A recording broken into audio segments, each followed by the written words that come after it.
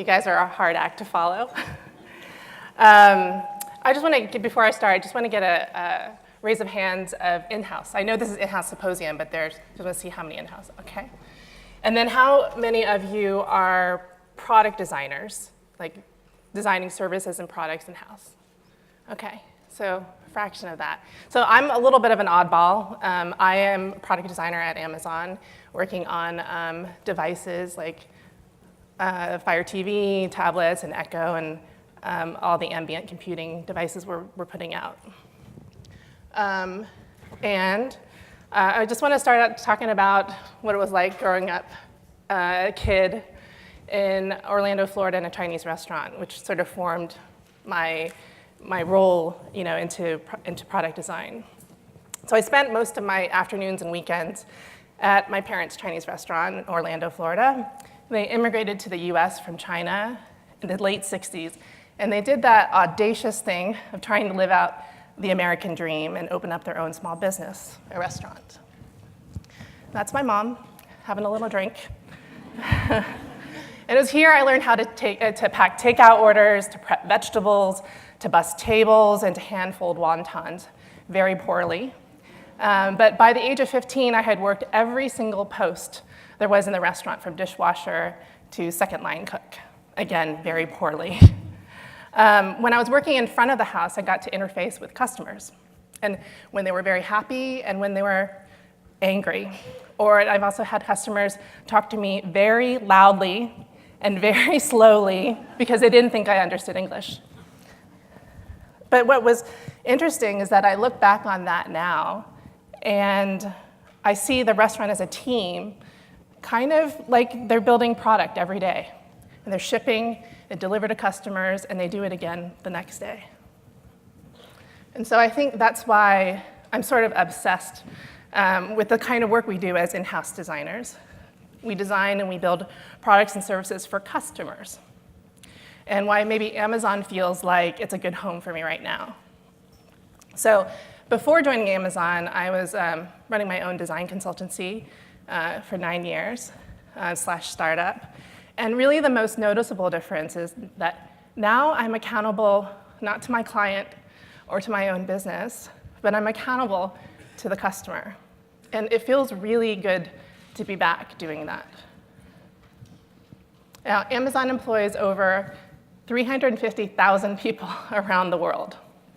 And of that, there are only 1,700 designers. That's really a fraction. So we work on things that you're probably pretty familiar with, the .com site, the shipping experience, tablets, e-readers, and the Echo products. But what's most exciting to me is not really that innovation of friction-free shipping, one-click purchasing, a little too easy one-click purchasing, is that we get to design for possibly one of the broadest audiences of people, right? And this is what I like to call people's design. And at Amazon, we try to make things affordable and friction-free, but it's really not a race to the bottom. At least we try not to be that way, or about cheap products. We're really trying to think about how our work scales to a variety of customers and how we solve real problems.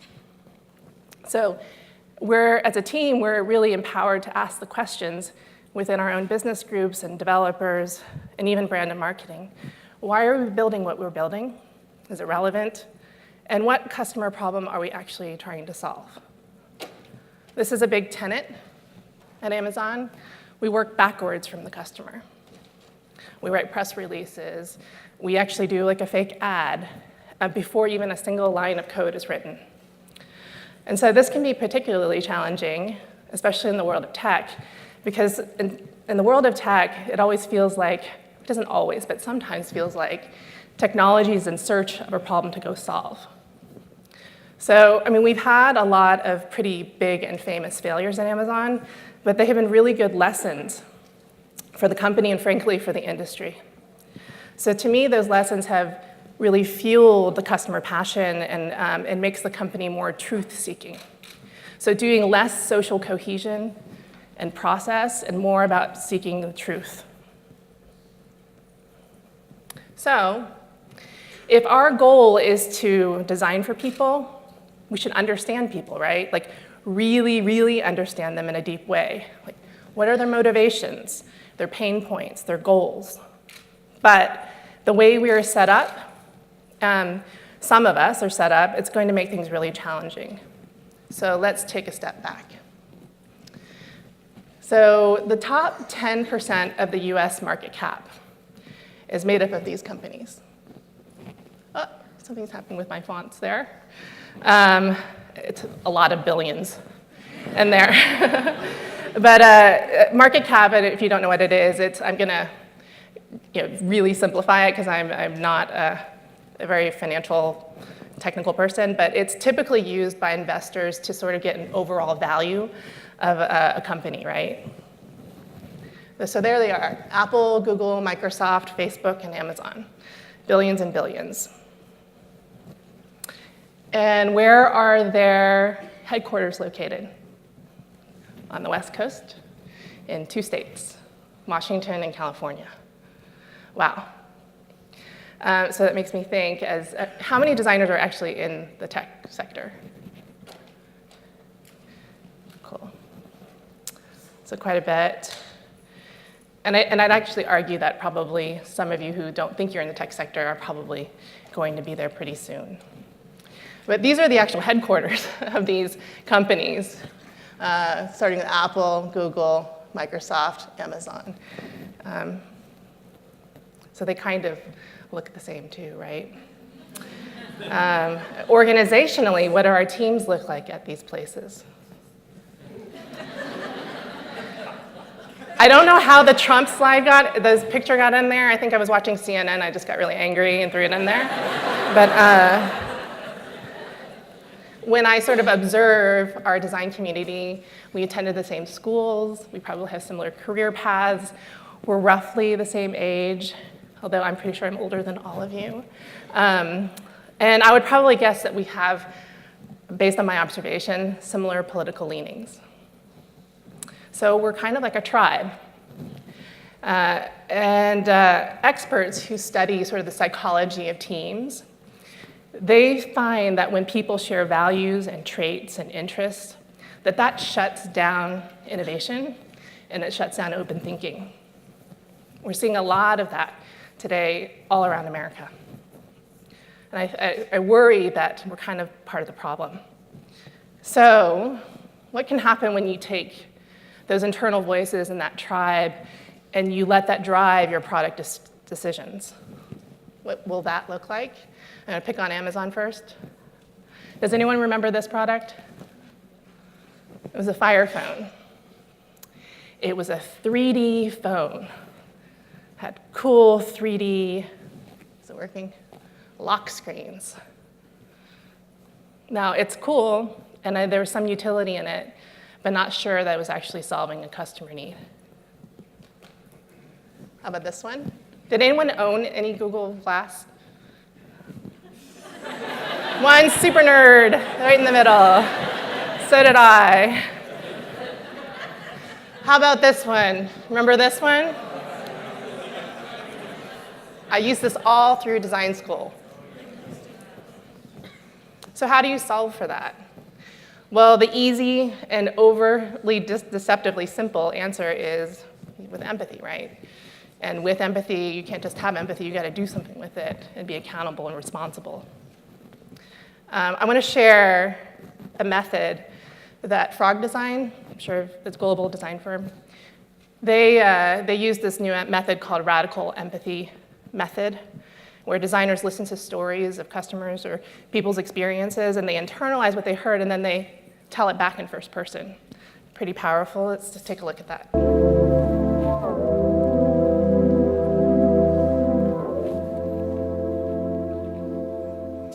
When I think of the word gynecology, it makes me, well, first and foremost, think about women's health.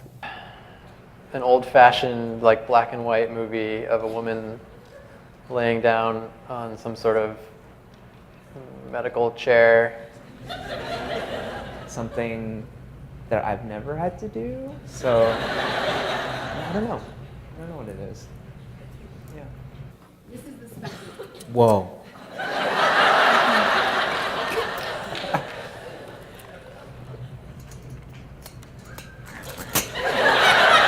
Looks like something from a horror movie. It definitely doesn't look like anything I would want near my body. It feels primitive and scary and cold and kind of like a duck bill. I don't know what this is.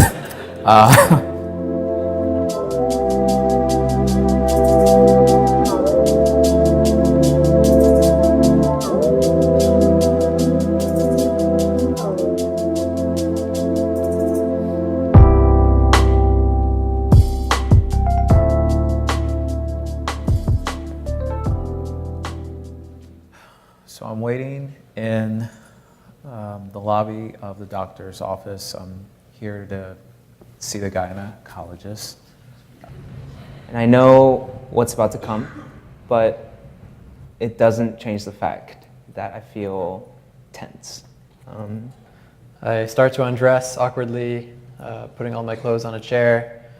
It's freezing. It's unbearably cold and uncomfortable in the room. I put on the paper gown that she leaves me with. And I have to slide naked down the table until my feet are in these straddles, and I'm just like fully exposed. I'm like just really exposed. She takes the speculum, that dreaded torture device, and begins to prepare it. I think to myself that there's a reason why I've never seen anything like this at Good Vibrations as I pass the store on the street. Before I know it, I look down and her head is in between my legs. And I close my eyes and try not to think about it, and I hold my own hand to kind of like comfort myself. I feel some discomfort. I feel like this foreign metal cold object in me. I hear some scraping. I hear the awful clicking sound as she adjusts it. I feel some scraping, some pressure, some poking and prodding. And so she removes it, and as we're wrapping up, I just feel like I need a shower. It's interesting, I always find this experience valuable and reassuring, knowing that everything's okay. It feels good to know that. And I'm having this dialogue with myself about how important my health is and how important this visit was for health, but I'm also just feeling really isolated. From the tool that they used to the way they went around about the whole process, it just, I'm not a uterus sitting on a table. That's all I got. Whoa. It's really wild. Ah. Ah. Okay. That was something. That was something.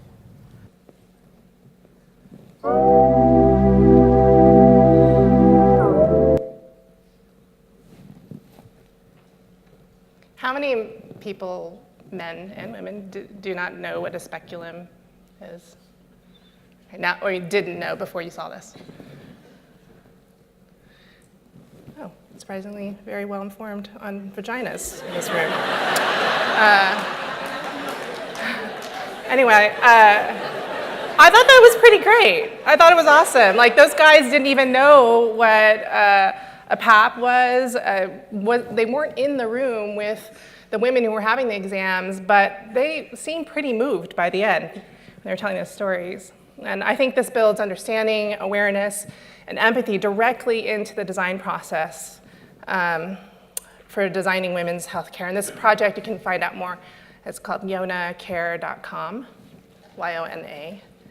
And their tagline is healthcare for people with vaginas, which is, I think, pretty good, straightforward. Now, another example, not very dramatic, but super effective. At my company, we're required to spend 2 days a year going to a call center that's not in the bubble. And we answer calls from Amazon customers and try to help them. Unlike the frog video, we're not acting as customers, we're not doing the method acting, but there's a pretty direct connection, and you get super close by talking to real customers and experiencing what they're experiencing. This call center is in Kennewick, which is an hour-and-a-half drive from Seattle in rural Washington. Each one of those tiles is decorated by one of the customer service agents. And this summer, my team spent a week in the Fort Worth area interviewing people in their homes. We wanted to get closer to the customer and understand how technology was being used in their lives and where it wasn't and where it shouldn't be. This is not the minimal white Swiss grid home with the Eames furniture. These are real people who have real families, real problems, myriad of issues from aging in place to this guy here on the left wanted to build his own music career, but he still had 2 jobs on the side. We met with a family of first-time parents, and we met with some people who were just simply trying to get through the day. So these people, when we connect with them, we talk to them, they're very different from my black shirt and jeans designer t-shirt crew, and it goes really a long way in understanding our customers. A very humbling experience. Other ways that I'm trying to get our team to have more empathy and accountability is to avoid design blindness. And I think most of us have probably experienced this before, where a designer gets a project and they squirrel away in their desk and they start designing for weeks without, or even months at a time, without even getting feedback from their teammates. This used to be me, and sometimes still is. I catch myself doing this where I'm like, it's not ready, not ready. I don't want to show you until it's ready. But design is messy, and early sketches and early ideas can look pretty dumb. So it's being able to go to that vulnerable place and get feedback quick, because what happens is that you fail faster. And those surprises, when they finally get to beta, or even to a usability lab, or even dreadfully to V1, those surprises aren't as big. They're in smaller chunks. This is how we learn and grow, and this is how we innovate. So don't wait too long to get to feedback. Okay, we're getting to the end now, and I have 2 minutes left, but talking about getting empathy through role-playing and connecting to customers and getting feedback. But the problem is when you get the feedback from the team that looks like the black shirt, t-shirt, and jeans crew, they probably have the same ideas and viewpoints that you have. So you might not learn anything new. So again, it's back to people and team building. The more diverse your team is, and there's data to support this, with gender, color, age, ability, and so on and so forth. We just hired our first deaf designer at Amazon. He's amazing. And the better our customers are going to be served. We have a long ways to go in tech. We're getting help from this lady. She's here. She's awesome. And some of the sources that Shani mentioned earlier. But we're going to get better at this. And I just want to leave you with a quote from our annual letter to the shareholders from our CEO, Jeff Bezos. He writes, "Good inventors and designers deeply understand their customer. They spend a tremendous energy in developing that intuition. They study and understand many anecdotes rather than just averages you find in a survey. They live with the design." Thanks.